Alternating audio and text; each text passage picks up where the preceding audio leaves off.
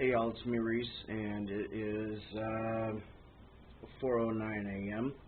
I have a brand new spiffy little looking watch. I got it from Japan. You see it's right there, and then you push the button, and it shows the time, and then it turns right back on off. So, yeah, nice, huh? Got it off of Amazon, I think, for like $15 or something. But it came all the way from Japan. So, I guess kind of what I just wanted to ramble about this morning is that, I actually quit smoking for, a little bit, and then I went down to a couple of cigarettes, and, and then I went to back up to a couple of cigarettes again, and it's been back and forth. And my plan is to, by the end of this year, be completely off cigarettes. But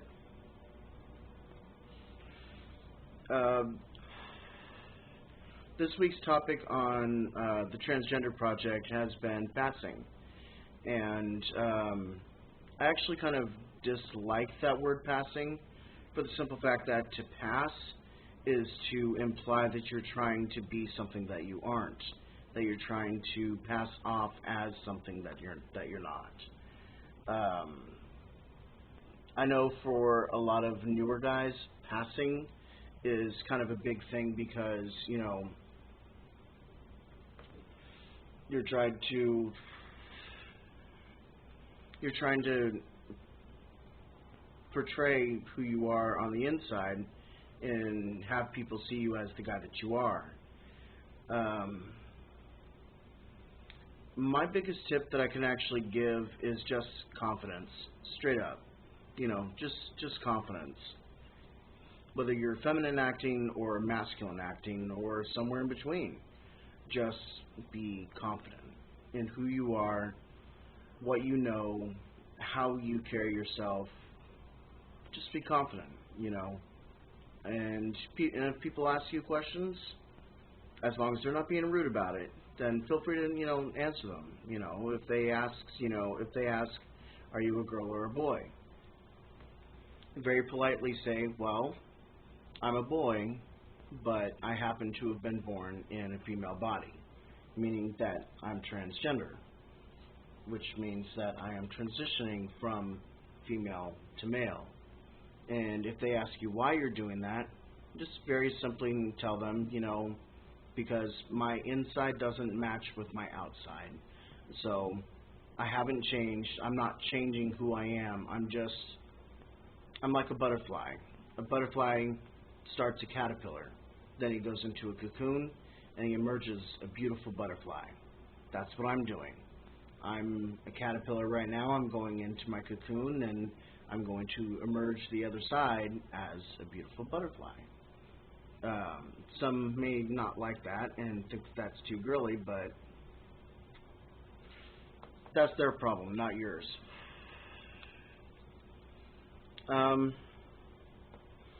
If you don't have binders and you're having trouble with getting binders, I definitely suggest going to thetransitionalmale.com. My friend Nick runs the site, and if you actually go to him and you tell him that you're a friend of mine, he will give you a small discount. I think it's like maybe 10% or something like that, maybe. He may take it off the shipping or off the total price, just whatever, but he'll give you a discount. If you don't have Packers, he also does sell Packers there and STPs. And actually his STPs, I've had better success with those, specifically the medicine spoon type, than as opposed to the baby bottle nipple and the other variations that are out there. He does have his own unique one that I have not tried yet, that I do fully intend on trying at some point. And the key with those is, practice. You have to find which position suits you well, where you can get a good seal. Stand in the shower the first couple of times until you get it down, and then just use it at home. And then when you're comfortable with it, then you can start using it, at the men's restroom. Going into the men's restroom, that's a whole nother navigation right there. Men don't generally eyeball each other or question each other or talk in the men's restroom. When you go in, you keep your head down, go straight for the stall, do your business, come out, wash your hands, and leave. That's it. Okay? It'll make it a lot easier when you're actually binding, so that way your chesticles aren't really showing as much. Now, if you're a larger guy, your chesticles are going to show a little bit. Even with a binder, it's just going to look like moobs. Okay, I was born with a 44 double D chest. Mine still show every now and then. That's why I wear a binder, and I wear a 2X shirt, a large to 2X, shirt, depending on the style. That's what works best for me.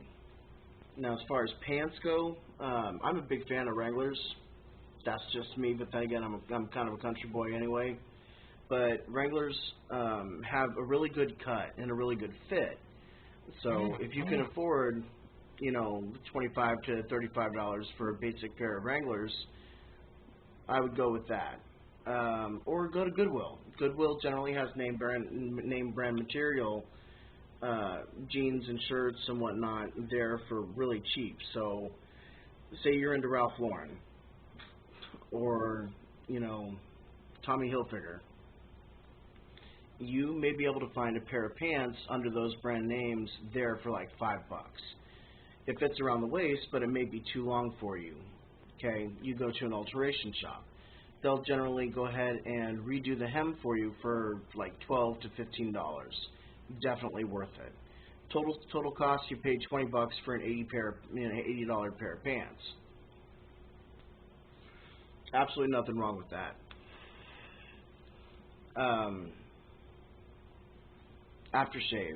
Aftershave, get, if you're already on testosterone and you're shaving, don't get something too abrasive. Don't get something too musky.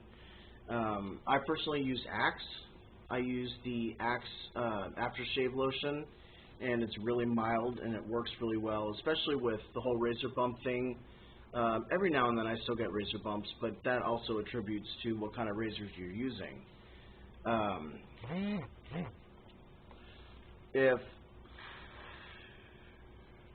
If you're going to use a disposable, get a disposable that has more than 2 blades.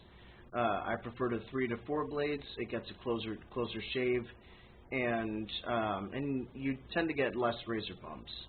But also, when you get shaving gel, again, I go with Axe as well.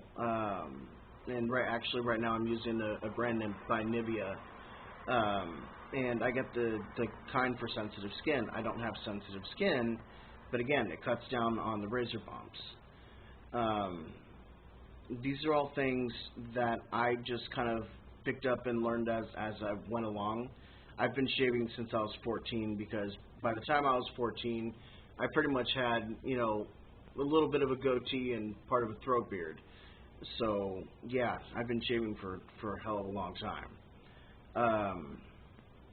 The myth about the more that you shave, the thicker your hair will grow, totally a myth, okay? Because my mustache is completely Where Are You blonde, and I still shave the crap out of it, and it's not growing any thicker. It's just all based on genetics, okay? So if you have patchiness coming in, that's to be expected for the first, maybe year to 2 years. It depends.